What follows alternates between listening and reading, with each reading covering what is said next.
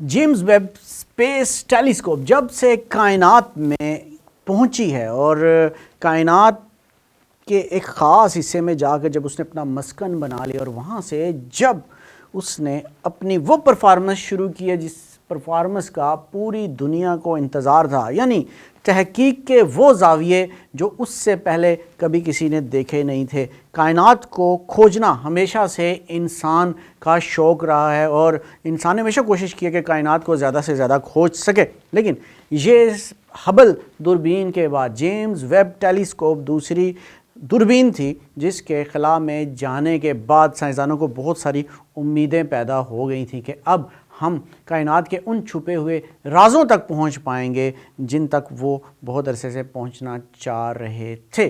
James Webb space telescope سے موصول ہونے والی اب کی تصویروں نے پوری دنیا کو حیرت میں ڈال دیا ہے۔ ان تصاویر میں کیا ہے اس پر بات کریں گے، لیکن پہلے میں یہ بتاتا چلوں کہ میں ہوں زید ملک اور آپ دیکھ رہے ہیں پروگرام سراغ رساں، اور ہماری ہمیشہ کوشش رہی ہے کہ آپ کو ٹیکنالوجی کے حوالے سے جو نت نئی خبریں ہیں وہ دیتے رہیں۔ اور جیسا کہ میں بات کر رہا تھا جیمز ویب اسپیس ٹیلیسکوپ کے اوپر، تو انسانوں نے اس سے پہلے کائنات کی اتنی شفاف اور دور کی تصاویر کبھی حاصل نہیں کی تھی۔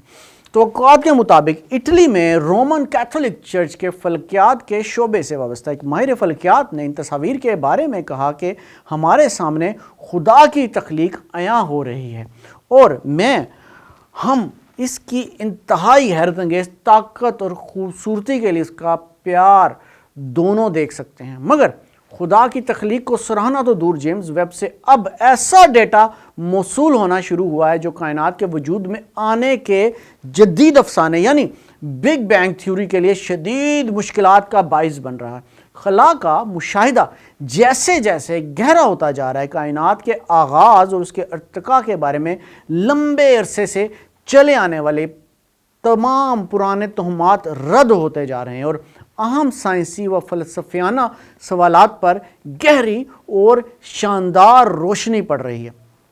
جیمز ویب کو پچھلے سال دسمبر میں ہمارے سیارے سے 15 لاکھ کلومیٹر کے فاصلے پر مدار میں بھیجا گیا تھا۔ تقریباً 6 مہینوں کی پیمانہ بندی اور محض 12 گھنٹے کے مکمل آپریشن کے بعد اس نے انتہائی متاثر کن تصاویر لی ہیں۔ اس کی 25 مربع میٹر کی طاقتور آنکھ پرانی ہبل ٹیلیسکوپ سے 100 گنا زیادہ طاقت کے ساتھ وسیع پیمانے پر انفرا ریڈ شعاعوں کو دیکھنے کی اہل ہے، جو کائنات اور اس میں موجود ہمارے وجود کی سمجھ بوجھ کے لیے ایک انقلابی تبدیلی کا پیش خیمہ ہے۔ ایک پریس کانفرنس میں ناسا نے 5 حیرت انگیز تصاویر جاری کی۔ ان میں سے ایک تصویر زمین سے 7500 نوری سال کے فاصلے پر واقع کیرینا نیبولا کی ہے۔ گیس اور گرد کا ایک ڈھیر جو نئے ستاروں کی پیدائش گاہ ہے۔ یہاں سائنسدانوں نے ستاروں کے جنم لینے کے عمل کا قریب سے مطالعہ کیا، جیسا کہ ناسا کے سائنسدان ایمسٹرانگ نے وضاحت کی کہ ہمیں ستاروں کی ایک بہت بڑی تعداد نظر آ رہی ہے اور وہاں وسیع کائناتی چوٹیوں اور ان کے لامحدود سمندر کو دیکھا جا سکتا ہے۔ کیرینا نیبولا میں نومولود ستاروں کو دیکھا جا سکتا ہے جہاں الٹرا وائلٹ شعاعیں اور نجمی ہوائیں گرد اور گیس کی دیوہیکل دیواریں قائم کرتی ہیں۔ سینکڑوں نئے ستاروں کو دیکھ سکتے ہیں۔ نومولود ستاروں کی لہر اور ان کے پیچھے چھپے ہوئے مزید کہکشاؤں کو دیکھا جا سکتا ہے۔ ایک اور انتہائی دلکش تصویر ایڈ برسٹ نیبولا کی ہے۔ اس میں ہمارے سیارے سے 2500 نوری سال کے فاصلے پر ایک ستارے کو مرتے ہوئے دیکھا جا سکتا ہے جو واحد خلیے والے جاندار امیبا کی شکل سے مماثلت رکھنے والے گیس کے ایک دیوہیکل بادل کی روشن ہے۔ کیرینا میں سائنسدان ستاروں کو جنم لیتے ہوئے دیکھ سکتے ہیں، جبکہ یہاں پر وہ ان کی موت کا مطالعہ بھی کر سکتے ہیں۔ ایک انتہائی حیرت انگیز تصویر 30 کروڑ نوری سال دور واقع اسٹیشن کوئٹٹ کی ہے۔ اس تصویر میں 5 کہکشاؤں کو دیکھا جا سکتا ہے جن میں سے 4 ایک دوسرے کے گرد گھوم رہی ہیں۔ کہکشاؤں کے اس قسم کے جھرمٹ کو پہلے نہیں دیکھا گیا تھا۔ کہکشاؤں کا یہ دیوہیکل رقص بلیک ہول کے گرد ہو رہا ہے جو گیس کو سورج کی روشنی سے 40 ارب گنا زیادہ توانائی کے ساتھ خارج کر رہا ہے۔ یورپین اسپیس ایجنسی کی ماہر فلکیات جوانا جارڈینو کے مطابق ہم بذات خود بلیک ہول کو نہیں دیکھ سکتے، مگر بھنور میں موجود مواد کے ہڑپ کیے جانے سے اس بات کا اندازہ لگایا جا سکتا ہے۔ اس تازہ ترین ڈیٹا کو استعمال کرتے ہوئے سائنسدان کہکشاؤں کے بیچ رونما ہونے والے باہمی عمل اور اجرام فلکی کے جنم میں اس قسم کے ہنگامہ خیز رقص کے کردار سمجھنے کی کوشش میں لگے ہوئے ہیں۔ زمین سے 1150 نوری سال کی دوری پر واسپ 96b نامی ایک ڈیوئیکل گیسی سیارہ دیکھا جا سکتا ہے، جس کی کمیت مشتری یعنی جوپیٹر سے تقریباً آدھی ہے، مگر یہ اس سے 12 گنا بڑا ہے، جس کی فضا میں پانی کی موجودگی کے شواہد ملے ہیں۔ میں نے بڑی تفصیل سے پچھلے پروگرام میں بھی اس کا ذکر کیا تھا۔ آبی بخارات جو زندگی کے ظہور کی اولین شرط ہیں، کائنات میں کثرت سے موجود ہو سکتے ہیں۔ 1995 کے بعد اب تک ہمارے نظام شمسی کے باہر 5000 سیارے دریافت کیے جا سکتے ہیں۔ جیمز ویب ٹیلیسکوپ ان کے مطالعے میں مدد فراہم کرے گی اور اس کا تعین کرے گی کہ ان میں سے بعض پر زندگی کے لیے سازگار حالات موجود ہیں یا نہیں۔ نئی تصاویر ارتقاء کے مختلف مراحل سے گزرتے ہوئے مادے کی مختلف دلکش شکلوں کو دکھاتی ہیں۔ وہ ایک ایسی کائنات کو سامنے لاتی ہیں جو جنم اور تباہی کے دو ہیکل عمل کا منظر پیش کر رہے، جہاں ستاروں اور کہکشاؤں کو تخلیق کرنے والے ناقابل تصور تناؤ کا عمل جاری ہے، جس کے نتیجے میں زندگی کے ظہور کے لیے سازگار حالات پیدا ہوتے ہیں۔ میں وہ حیرت انگیز نظارے دیکھ سکتے ہیں جو جدلیاتی شکل میں مادے کی ارتقائی پیچیدگی کی منظر کشی کر رہے ہیں۔ ناظرین، یہاں پر ایک ایسا موضوع جس کے بارے میں آپ لازمی پڑھتے ہیں، جاننے کی کوشش کرتے ہیں، چاہے وہ مذہبی لوگ ہوں یا سائنس والے لوگ ہوں، اپنی کتابوں میں جیسے قرآن میں بھی دعویٰ کیا جاتا ہے کہ جب زمین بنائی اس کے حوالے سے کچھ آیتوں کے حوالے سے، سائنس بھی بہت ساری چیزوں کے حوالے سے ایسے اشارے تھے جسے ہم بگ بینگ کہتے ہیں۔ تو لیکن کچھ اگر بگ بینگ کے بارے میں ہم اس ٹیلیسکوپ کے ذریعے جاننا چاہیں تو شاید سب سے شاندار اور وسیع پیمانے پر گردش کرنے والی تصویر ویبز فرسٹ ڈیپ فیلڈ کی ہے، جس میں دور دراز کی کہکشاؤں کا نظارہ دیکھنے کو ملتا ہے۔ ناسا کے ڈائریکٹر بل نیلسن کے مطابق اس تصویر میں کائنات کا ایک نہایت چھوٹا سا حصہ دکھائی دیتا ہے، جو کسی پھیلائے ہوئے بازو کی انگلی پر ریت کے ایک ذرے کے برابر ہے۔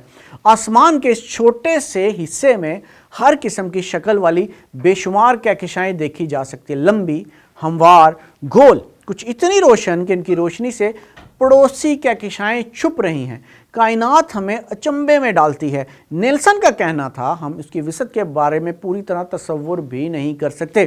ایسی کوئی تصویر نہیں جو اس کی تمام تر عظمت کے ساتھ پیش کی جا سکے، مگر اس ہفتے اس حوالے سے ایک اہم پیش رفت ہوئی ہے۔ پورا ہفتہ ہم جیمز ویب ٹیلیسکوپ سے لی جانے والی تصویر کو جذباتی ہو کر دیکھتے رہے۔ اگر آج کارل ساگان اس تصویر کو دیکھ پاتا تو وہ ضرور مسکراتا۔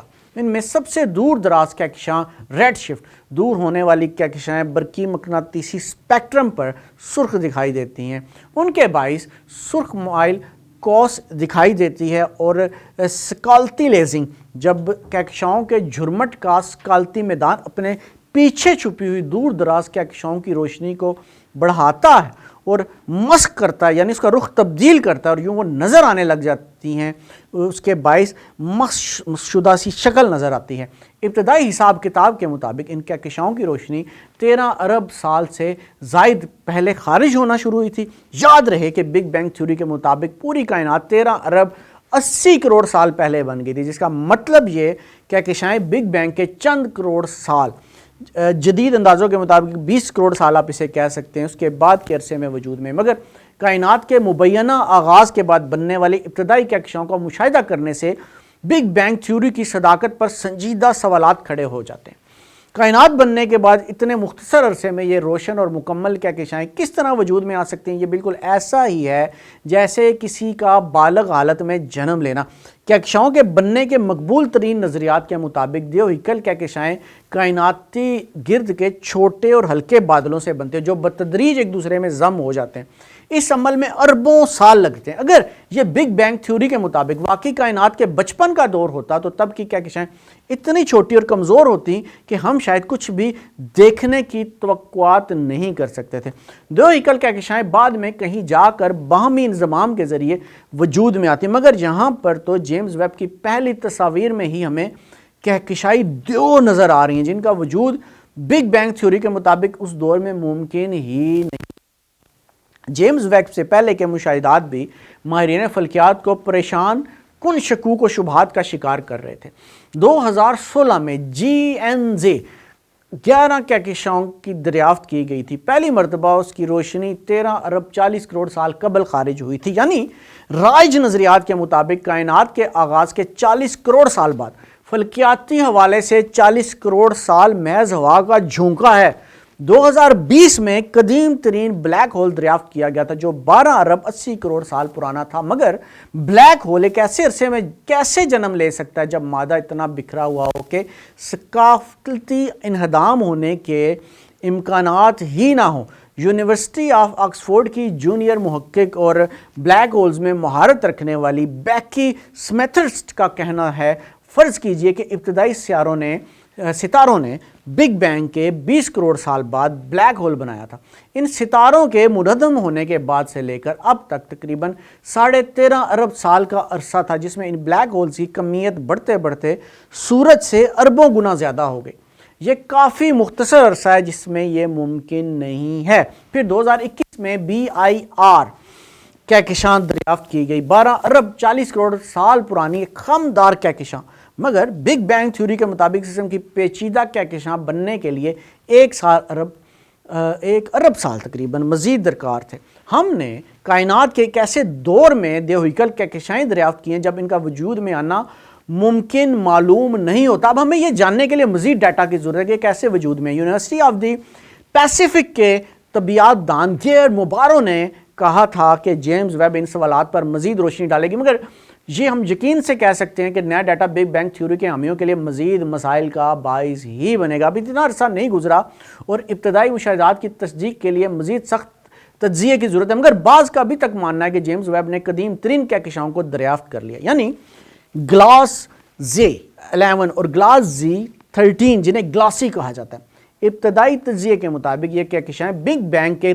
محض 30 کروڑ سال بعد بنی۔ ان کے موازنے میں ہمارا سیارہ 4 ارب 50 کروڑ سال پرانا ہے اور ہماری کہکشاں ملکی وے کو محض ایک گردش مکمل کرنے میں 20 کروڑ سال لگتے ہیں۔ کہکشاؤں کے ارتقاء کی روایتی تھیوری یہ وضاحت نہیں کر سکتی کہ اتنے مختصر عرصے میں یہ کہکشائیں کس طرح وجود میں آئیں، اور یہ تو بس شروعات ہے۔ کچھ غیر جو شائع شدہ تحقیقاتی مضامین تھے جو ہماری نظر سے گزرے ان میں بھی پرانی کہکشاؤں کی دریافت کے دعوے کیے گئے تھے۔